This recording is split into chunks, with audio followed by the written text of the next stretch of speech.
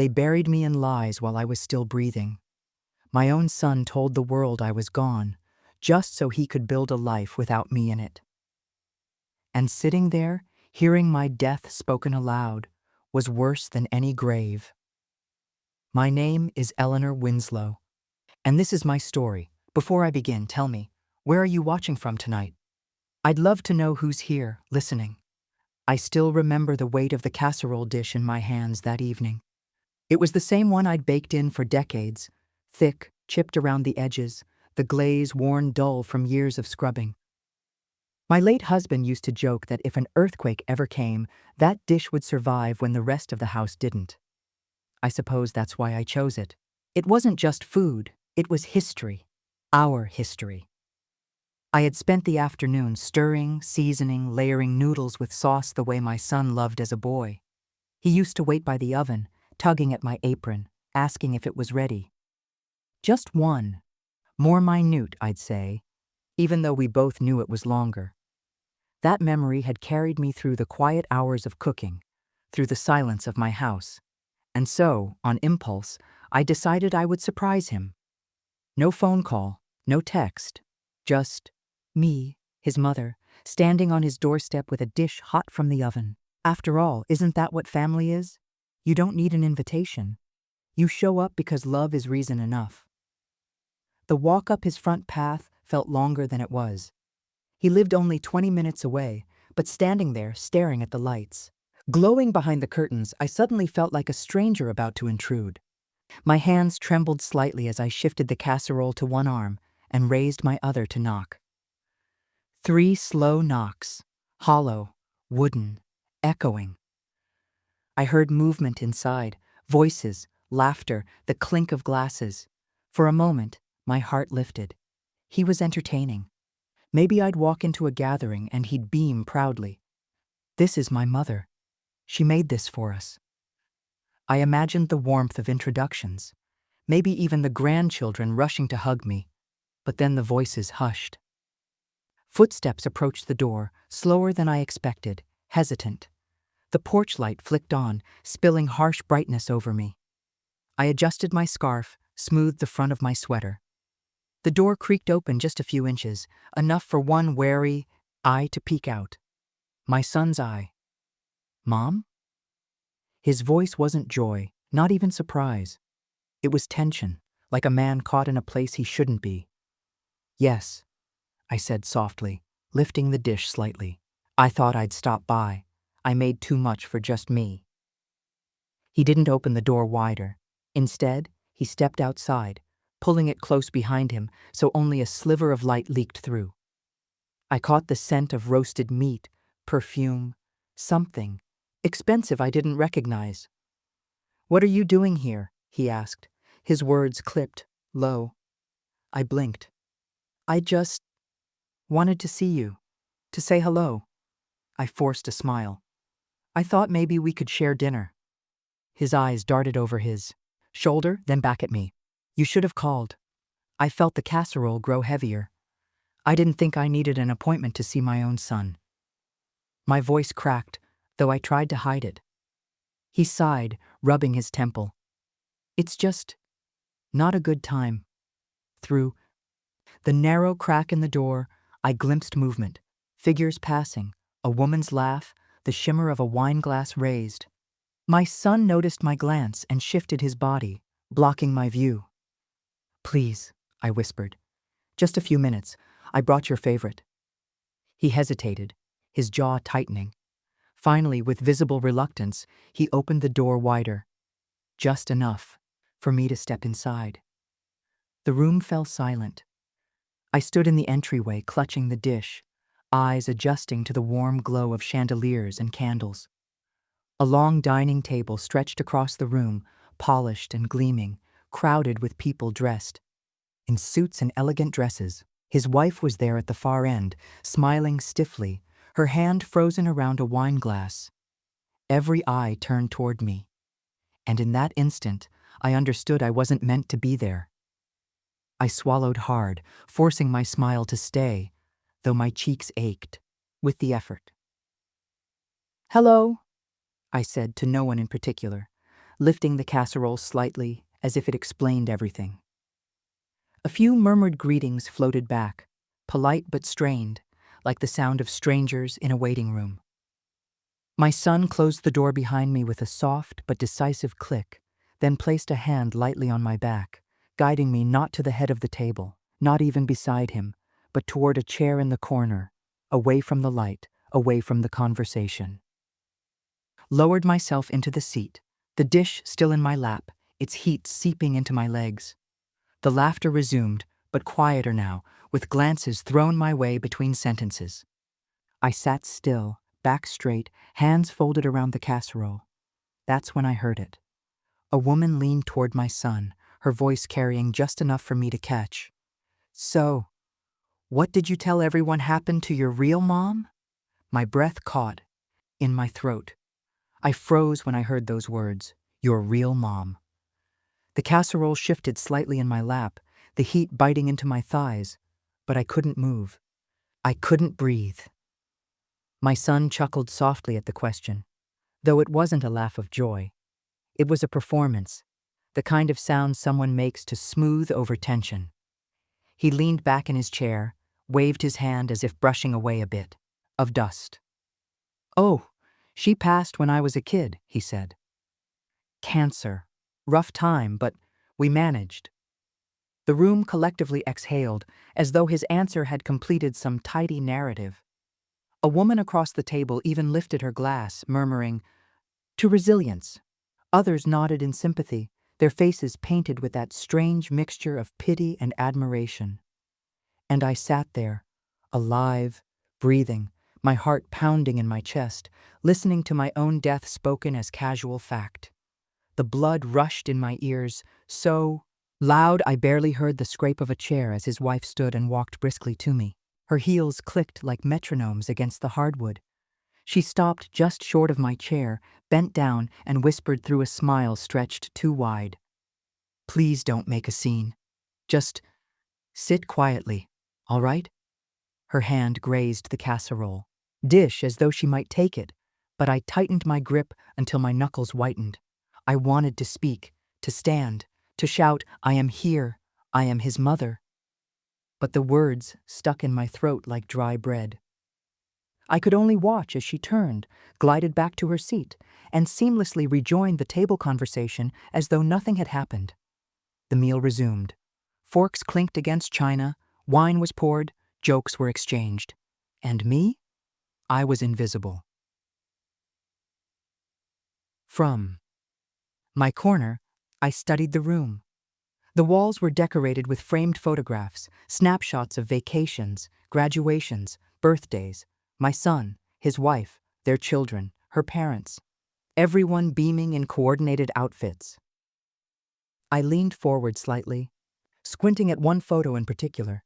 It was my son as a boy, standing in front of the house where he grew up. My house. But where I should have been, beside him, hand on his shoulder, there was only a slice of empty background, cropped to remove me entirely.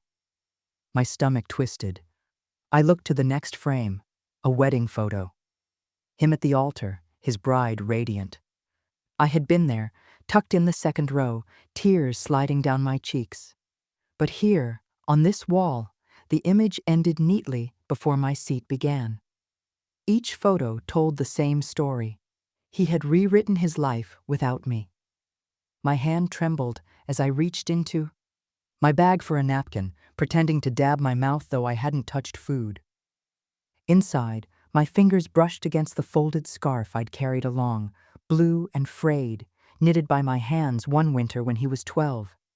He used to wrap it tight around his neck, grinning as he trudged through the snow. Now it felt like a relic from another world. Someone at the table called his name, pulling my son's attention. He leaned forward, smiling easily, pouring wine for his guests. And then, mid-laugh, his gaze flicked toward me. For just a second, our eyes locked. His smile faltered. Not much, just the faintest twitch at the corner of his mouth. But enough for me to see it. Shame, fear, maybe even resentment. It wasn't the smile of a man proud to see his mother. It was the smile of someone desperate to keep control of a story he had carefully crafted. A guest asked about his childhood, about growing up without a mother. He launched into a well-rehearsed anecdote about hardship, about his father, working double shifts, about finding strength in the absence of maternal comfort. The table sighed and nodded, hanging on every word. I clenched the casserole tighter. The weight of it now seemed absurd, comical even. A heavy, bubbling dish that belonged in the center of the table, yet sat cooling uselessly in my lap, as misplaced as I felt in that room. A small voice inside me urged, "Leave, stand up and walk out. Spare yourself." But another voice, quieter, steadier, whispered, "Stay, see. You need to see the life he has built without you." So I stayed. And with each passing minute, the truth settled like stones in my stomach. I wasn't just uninvited, I was erased, and yet there was more. Something gnawed at me, a question left unanswered. Why would he go to such lengths? Cropping me from photos, burying me in lies, replacing my presence with an invented past? The answer came unexpectedly, when his wife leaned in to toast him, her words sliding across the table like a blade. To my husband, who overcame so much without a mother's guidance, and built this beautiful family with me. Glasses clinked, wine spilled in celebration. And I finally understood. I wasn't merely unwanted, I was inconvenient. My existence contradicted the story they needed to tell. I lowered my eyes, pressing the napkin harder to my lips, willing my tears not to fall. But they came anyway. Silent, hot, hidden in the shadow of the corner where I sat unseen. When the plates of roasted lamb and glazed vegetables were passed around, no one extended one toward me. I sat quietly, hands folded on the casserole now cooling in my lap, while the others filled their plates and praised the seasoning. The scent of rosemary and garlic filled the room, making my stomach churn, not with hunger, but with the bitter realization that I had carried something nourishing into a place that wanted none of me. I shifted in my chair, the wooden frame creaking beneath me, and let my gaze wander again to the walls. The photographs had become a silent jury, each one condemning me with its carefully edited version of the past. There was my son at a high school graduation. I had sewn his gown hem shorter because it dragged against his shoes. But on that wall, he stood alone, mortarboard crooked, no proud mother adjusting his collar at the last minute. There was his college acceptance day. I remembered holding the envelope in trembling hands, ripping it open before he could even sit down. I had screamed, laughed, cried all at once. But here? The photo showed only him and his father, arms thrown around each other. I was absent. Even the more recent ones, his children's birthdays, their first days of school, showed only one side of the family. His wife's parents were there, smiling broadly, center stage. My chair was always empty, my gifts unwrapped off camera.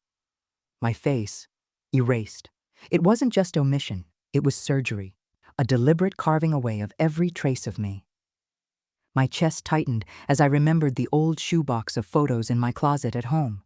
Birthday cakes I baked, costumes I stitched, messy haircuts I gave with trembling hands. Those moments had been real.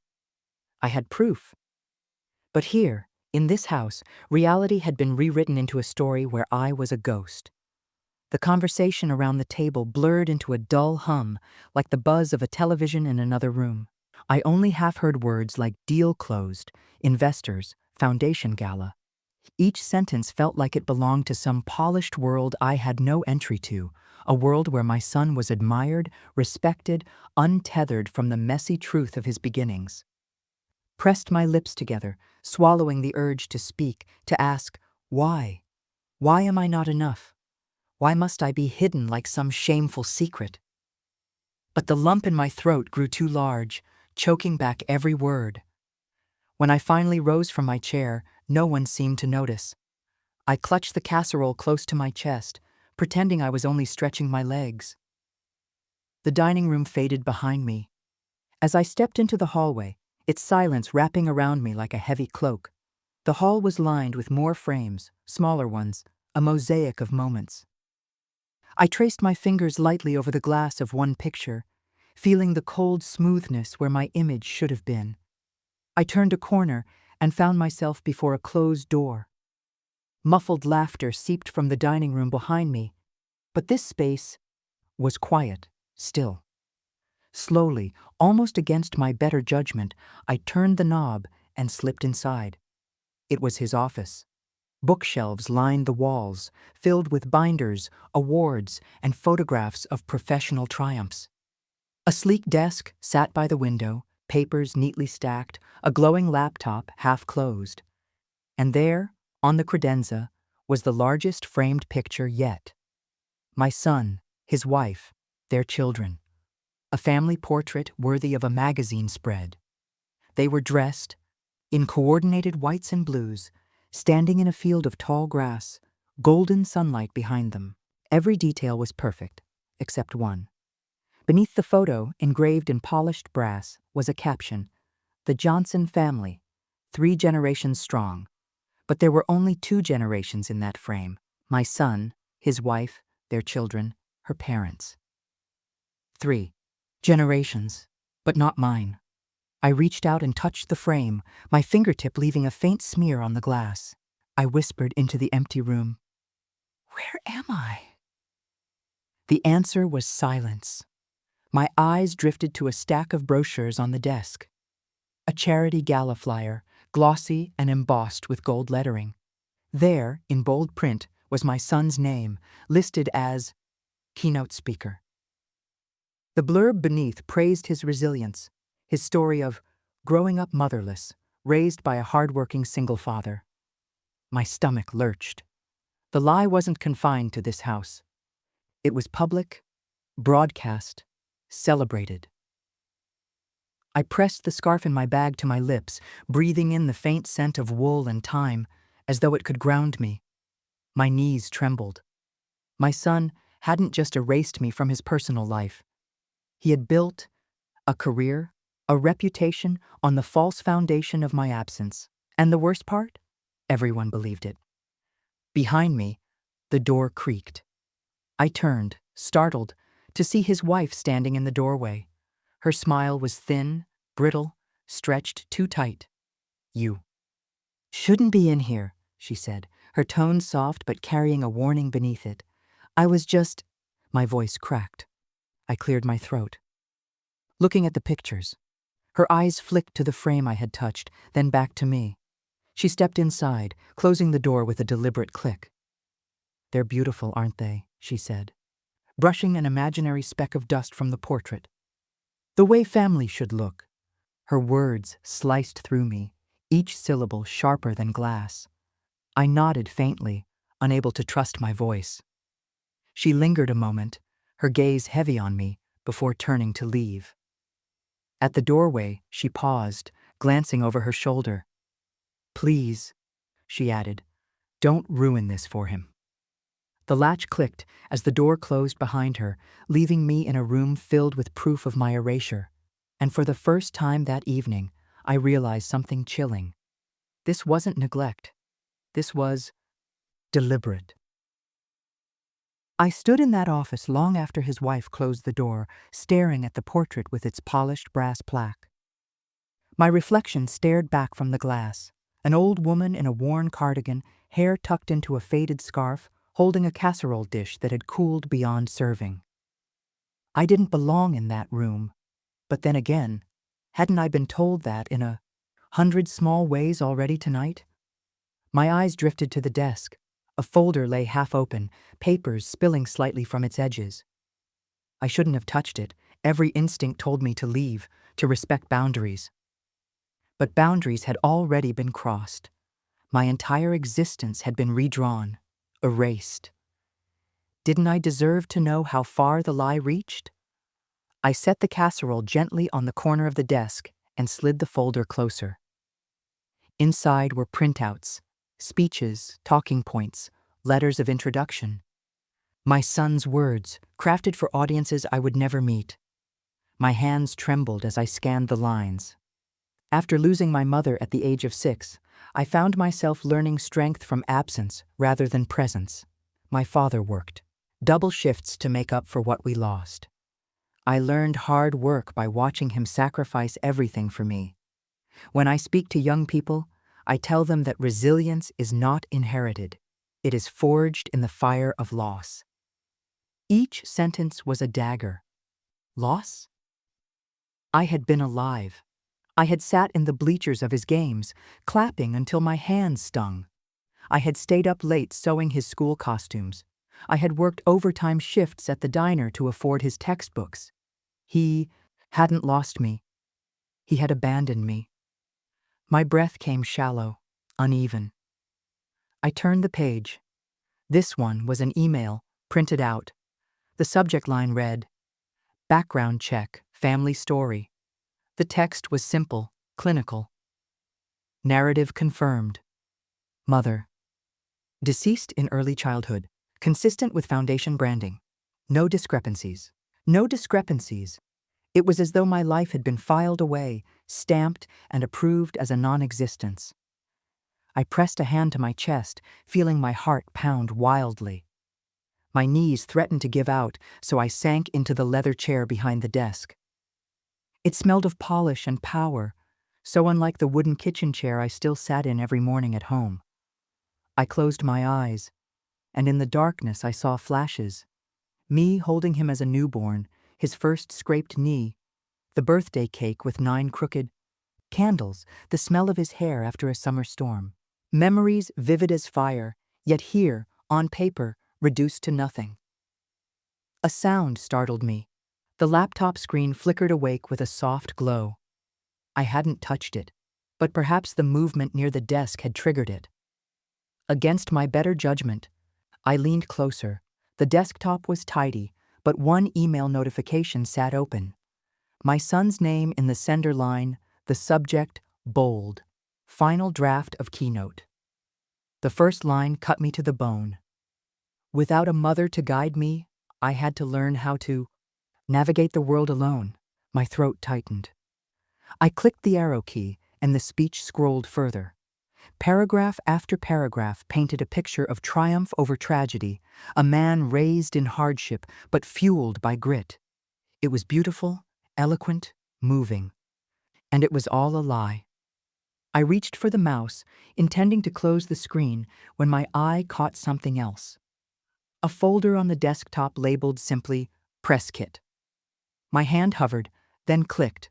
Up popped a collection of images, professional headshots, staged family photos, promotional posters. I clicked one at random. It was my son, seated with his children on his lap, his wife beside him, her parents behind them. A perfect tableau of lineage and love. The caption read, "The family behind the pie." Man, but where was I? Nowhere. I felt my stomach lurch as I realized this wasn't just about erasing me, this was about replacing me. His wife's parents had stepped into the role, standing proudly in the background, occupying the space where I should have been.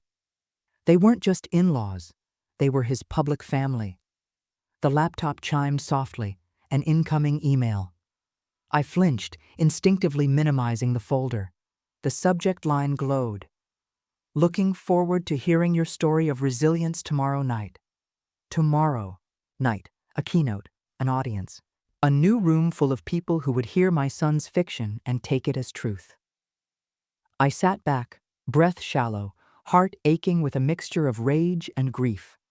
He hadn't merely hidden me from a dinner party. He had buried me under an entire narrative, one that he performed, polished, and sold. My gaze drifted back to the casserole dish on the desk. The glass lid was fogged slightly, droplets of condensation cooling into tiny rivers. It looked pitiful there, surrounded by sleek technology and glossy papers, a relic from another world. I picked it up, pressing the warm bottom against my palms. The smell of baked cheese and tomatoes wafted faintly, carrying me back to nights when he would lean over the oven and ask, "Is it ready yet, Mom?" I whispered into the empty room. "I am not dead." The words were quiet, but they felt like A vow. For the first time that night, I wasn't just sad. I was angry, not the loud, thrashing anger of youth, but the cold, deliberate fury of a woman who had been erased one time too many. I didn't know how or when, but I knew one thing. His story would not go unchallenged. I left his office before anyone noticed I'd been gone. By the time I slipped back into the dining room, dessert plates were being cleared away. A chocolate cake, half eaten, sat in the center. No one offered me a slice. No one even asked why I'd been gone so long. I sat in silence until I could bear no more. With the casserole dish hugged against me, I rose quietly, muttering something about feeling tired. My son didn't protest. His wife only gave me that brittle smile again, as if she were relieved. The cold air outside hit me like a slap. I stood on the porch a long moment, listening to laughter echo faintly from inside. Then I walked down the steps and away from that glowing house, my footsteps slow, my shoulders heavy. But inside, something had shifted. The humiliation had burned away into resolve. I would not let my life, my sacrifices, be rewritten into absence. That night, I pulled the old shoebox from my closet, the one with frayed edges and a rubber band stretched tight around it. Inside were the memories I had kept safe. Polaroids from birthdays, ticket stubs from school plays, little drawings my son made as a boy. I laid them out on the kitchen table like a deck of cards, each one a rebuttal to the lie. There he was at 5 years old, frosting smeared across his cheeks while I held the cake knife. There he was at 12, wrapped in the scarf I had knit, grinning at the camera. There he was at 17, standing in front of the old Chevy I'd saved 2 years to buy him. I touched each photo gently, as though the paper itself were fragile bone, but I knew photos weren't enough. He had erased me from pictures. He could claim these were doctored, irrelevant. I needed more, so I began to gather. I called old neighbors who remembered me walking him to school. I asked the church to dig out baptism records with my name signed clearly. I found school permission slips in my handwriting, doctor's records where I was listed as guardian. Piece by piece, I built a folder. Every evening that week, I sat at the kitchen table with papers spread out like evidence in a trial. My glasses, perched low on my nose, I read each one twice, sometimes aloud, as though reciting proof to an invisible jury. And at the end of it all, I slid everything into a binder. A plain, ordinary binder. But inside, it was a mother's truth. It wasn't vengeance I felt. It was clarity. My son had chosen to erase me, but I still existed. And if his story depended on my absence, then perhaps my simple presence, undeniable, documented, was the sharpest blade I could wield. One evening, as I slid the binder shut, I caught sight of the casserole dish on the counter, still half full and untouched. I almost laughed. That dish, heavy and chipped, had been the first offering he rejected. Now it sat like a symbol of everything I had carried for him, everything left uneaten, unacknowledged. I pressed my palm against its lid. "They will see," I whispered, and, in my heart, I knew. The time for silence had ended. The chance came sooner than I expected. 2 weeks later, an invitation appeared in my mailbox. Heavy cardstock, embossed lettering. The Johnson Foundation Gala, an evening of resilience. I stared at the flyer a long time. There was his face, printed crisp and handsome, the headline beneath, "Keynote Speaker, a story of strength without a mother, without a mother." The words lit a fire in me. I slipped the binder into my bag, pressed the scarf inside too, and on the evening of the gala, I dressed in my plainest dress and set out. Not sequined or jeweled like the others would wear, but sturdy, dignified, honest. The ballroom was grand, lit with chandeliers that sparkled like frozen stars. Tables groaned under the weight of fine china and silver. I moved quietly through. The crowd, unnoticed, like a shadow in a world too polished to see me. When my son walked onto the stage, the applause thundered. He looked sharp in his tuxedo, his smile rehearsed, his posture perfect. I almost didn't recognize him. This man who belonged to everyone but me. He began his speech. I listened, my hands clenched in my lap. After my mother died, I learned resilience in her absence. Every milestone, every hardship was faced without her hand to guide me. Each word was a theft. I could feel the scarf in my bag, the binder pressing against my hip, as though urging me forward. My chest rose and fell in rapid rhythm. And then it happened. His wife spotted me from the front table. Her smile vanished. Her face drained. She whispered urgently to someone beside her. I stood. Slowly, steadily, I walked toward the stage. The room hushed, curiosity rippling through the crowd like a wave. My son's voice faltered. "Mom?" he whispered, the microphone, catching the word. I didn't climb the stage. I didn't need to. I stopped at the foot of it, opened my bag, and lifted the binder high for all to see.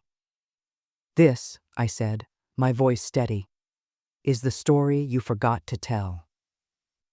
Gasps spread through the ballroom. Cameras clicked, phones lifted, whispers surged. My son froze, the spotlight hot on his face, the lie unraveling in real time. I placed the binder on the nearest table, its pages splayed like open wounds. Photos of birthdays, school forms, baptism certificates, proof upon proof. The truth was out. I turned then, my scarf slipping slightly from the bag, its blue wool catching the light.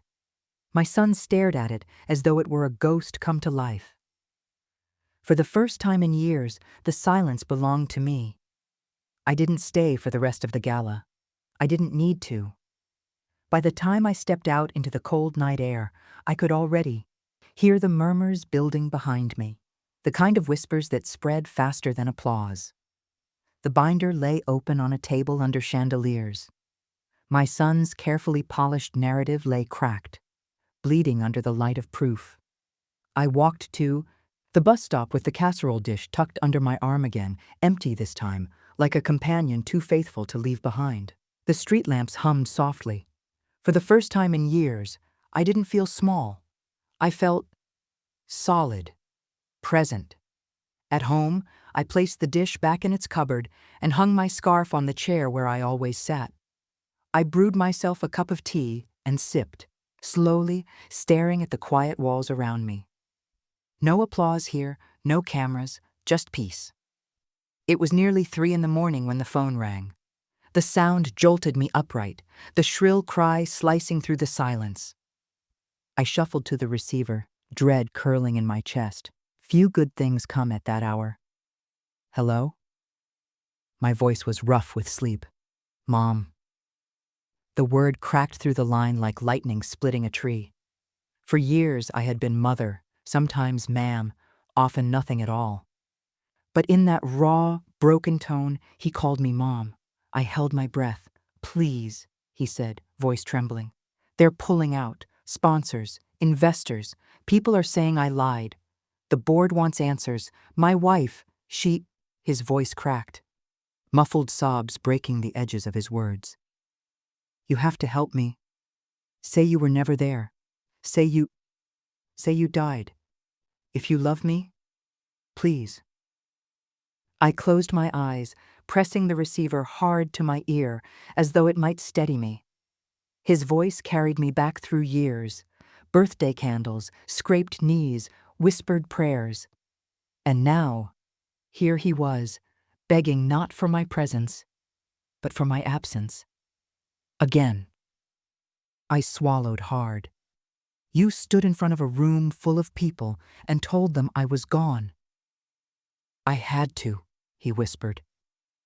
"It was the story they wanted, the story that made me everything I am."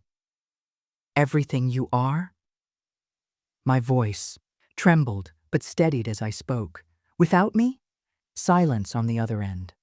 I could hear him breathing, shallow and fast, the sound of a man cornered by the truth.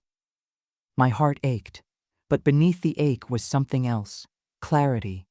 He had chosen this path, stone by stone, lie by lie, and now it had led him to a place where only I could rescue him. But I had rescued him my whole life, and where had it left me? I took a deep breath, steadying myself. No, I said simply. The word was quiet, almost gentle, but it landed with the weight of a slammed door. On the other end of the line, my son let out a strangled sound. A sob? A curse? Perhaps both. You don't understand, he pleaded. Everything will fall apart. My career, my reputation, my family, your family? I interrupted, my voice sharp for the first time. You built a family without me. You replaced me in photographs, in stories, in memories. You buried me alive, and now you want me to die again for your convenience? Mom, please, no. My voice steadied, firm as stone. You had a mother. You had me, and the world now knows it. What you do with that truth is no longer my burden to carry. There was silence then, heavy and suffocating. I could almost hear the gears turning in his mind, the collapse of the scaffolding he had built from lies. At last he whispered, I can't survive this. You will, I said softly, or you won't. But either way, you'll do it without me erasing myself again. I hung up before he could answer. My hand lingered on the receiver, trembling slightly, then fell to my side. The house was silent again, but this time it wasn't the suffocating silence of loneliness. It was peace. Walked to the kitchen, opened the cupboard, and pulled out the casserole dish one last time. I filled it not with food for him, but with a simple pasta and vegetables, then carried it down the street to the community center that opened its doors to anyone hungry. When I set it on the table, children rushed forward, their eyes bright, their hands eager. They ate with the kind of joy only honesty brings. No performances, no lies, just gratitude. I sat in the corner, watching them laugh, the scarf draped loosely around my shoulders. For once, I wasn't erased. I wasn't hidden. I was exactly where I belonged. Later, walking home beneath the stars, I thought about the words he had spoken, about the false death he'd written for me, and I smiled, faint but real. I was alive, and sometimes living is the sharpest revenge of all.